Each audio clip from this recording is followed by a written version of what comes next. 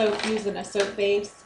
It's really easy. Anybody can do it. This is a glycerin soap base. I bought 2 pounds of it. Canola oil. We're using canola oil, 1, because it's cheap, 2, because it has a really good lathering quality. So homemade soaps tend to be harder, and they don't lather as well as a commercial grade soap. Or commercially purchased soap. We're gonna be making an orange spice soap. So I have here this is an herbal tea. You'll see it's actually the color is gonna be, we're gonna be using the color that's actually in the tea itself. And then I'm gonna add some at trace. I'll show you what trace means in a minute, but at trace we'll add the essential oil. You don't want to actually put that in there until you've got your, it's not really trace when it's just, but anyway, once the soap is melted, then we'll add the oil. We don't want to add the oil before the soap is melted. If you do that, then some of the smell is actually going to evaporate out of the essential oil, and it's too costly. You don't want to do that. So just a cheap grater, microwave safe bowl, and soap base.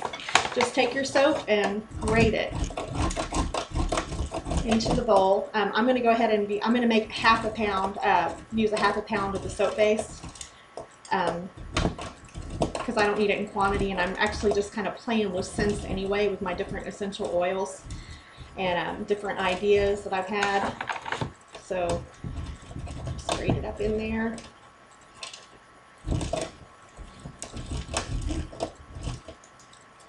Okay, now we've got it all grated. I started out on the smaller side here, which gives you these curls. It will melt faster, but the faster way to grade and the easier way to grade, I think, with this hard soap base is to use this side right here that makes the cheese curl.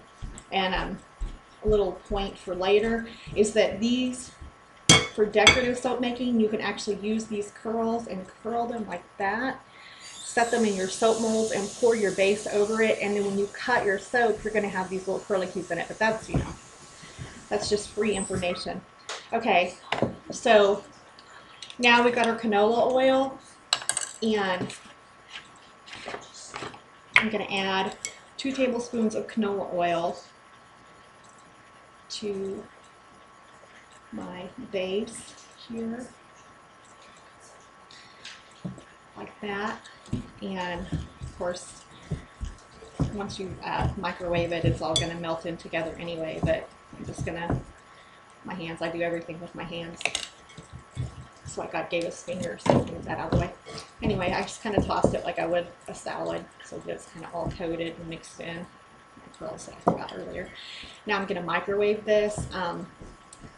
What I do is I set the microwave at 2 on high, and I let it melt, and then I take it out, mix it, make sure there's no chunks and smooth, and I'll show you if it's still got chunks in it, then I go ahead and do it again at a minute intervals. You don't want to get it too hot, but you do want to get it smooth. So that's what we're going to do. We're going to microwave this now. Okay, so now the soap is melted. It takes about 6 minutes for a small amount like this, and then now we're going through. This is actually an experiment for me. So we're going to add the tea, and it's hot. It's like boiling water. So we're going to add it to and it is giving it a funky green color, which I was not expecting, but. So you've got the tea, which did not give it the smell or the color I wanted, but we're going to go ahead, since we're already at this stage, pop the, and it is going all funky on me here. I'm going to put two spoons of essential orange in there, and I do not like the color at all. So I'm going to show you a little trick that I have heard about. And it's cooling on me, which once you add the oil, you really don't want to reheat it. It's a orange color, it's supposed to. Now I'm just getting this incredibly ugly green color, but obviously look at that, that's like army brown. Okay, Molds. Go ahead and talk about the molds really quick. You can buy molds off of any soap making website. I'm thriftier than most. These make. I'm gonna go need some of the molds, some of the flowers that we've already done. These are the bottoms of 2-liter bottles. My husband is a recycling nut, so I just raided his plastic bin. This is the bottom off of a honey bottle, bottom off of a cold syrup bottle. This is actually a canola off one of my canola oils, so it's going to make that really nice shape that most people think of when they think of soap. And these are just the smaller tea bottles. This is what my lovely assistant. This is what the soap looks like after it's been out of a 2-liter, the bottom of a 2-liter. This is the result, the finished result. It's a little flower. Got this one. So, okay. My soap. I'm going to go ahead and pour it into the mold again. I'm not sure how this is going to pan out, but we're going to go with it. We're just going to pour it into the molds and make a big mess. That's why I have my space covered.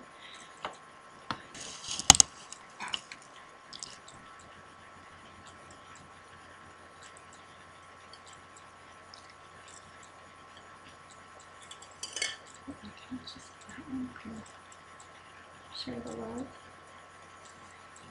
Overfill it, you don't get the pretty little flower shapes and stuff that you.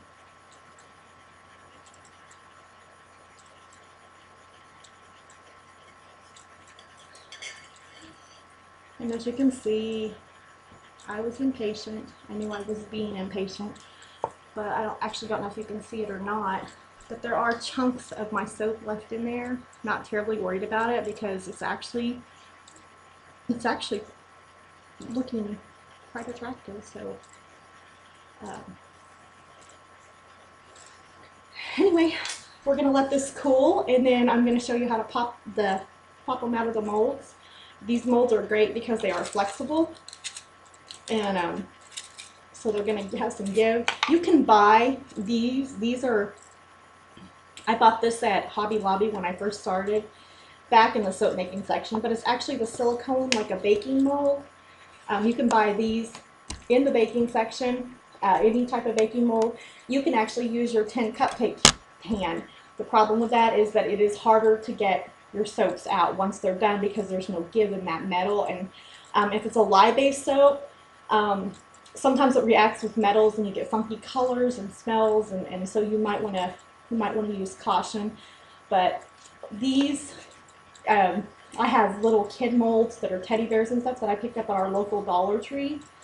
So they're inexpensive also. For the purpose of repurposing, I like using the bottoms of the bottles, and you get really interesting shapes. So, okay, well, we're going to wait a little bit and pop these out. Okay, so we're back. Our soaps have set up, and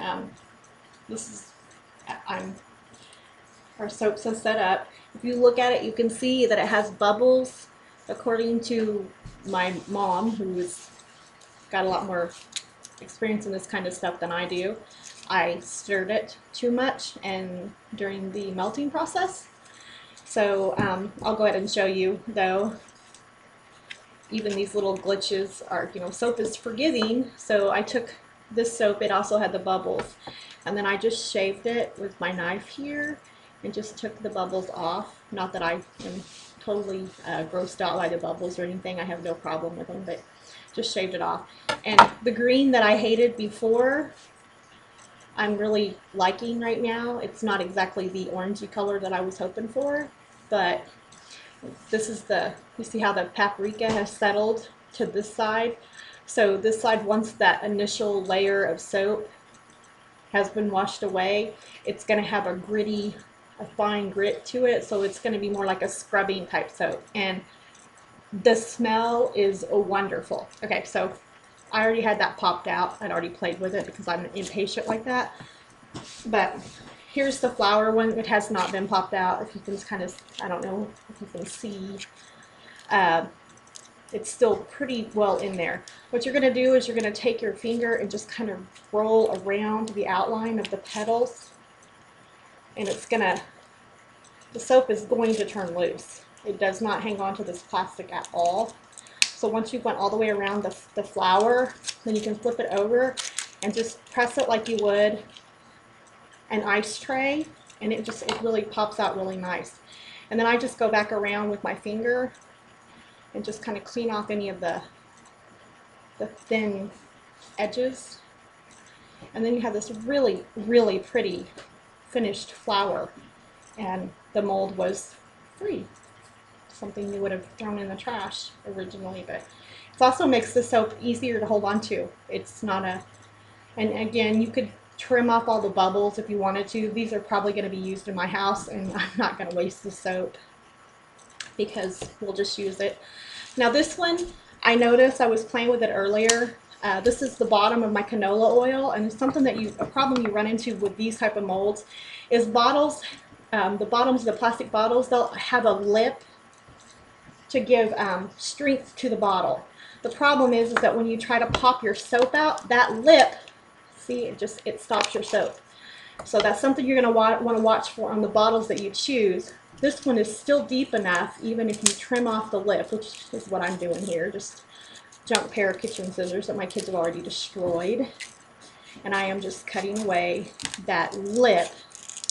And the dish is plenty deep enough. It made a nice heavy bar of soap. So my son thinks these are manly colored soaps. He likes these much better than the girly ones. So there you go. It has a really cool edge to it. That's just a natural, again, it's to strengthen the bottle, but they have these really neat little edge designs. You have a star design in it that is, again, part of the bottle's structural design. So it makes a really nice soap, and it didn't cost me anything. It was just, I just dug it out of my husband's recycle bin and washed it really good, obviously. This is my baby one. I've already popped it out because, again, I'm impatient, but this is what this is what your 16-ounce pop bottles, the bottoms of them are going to look like.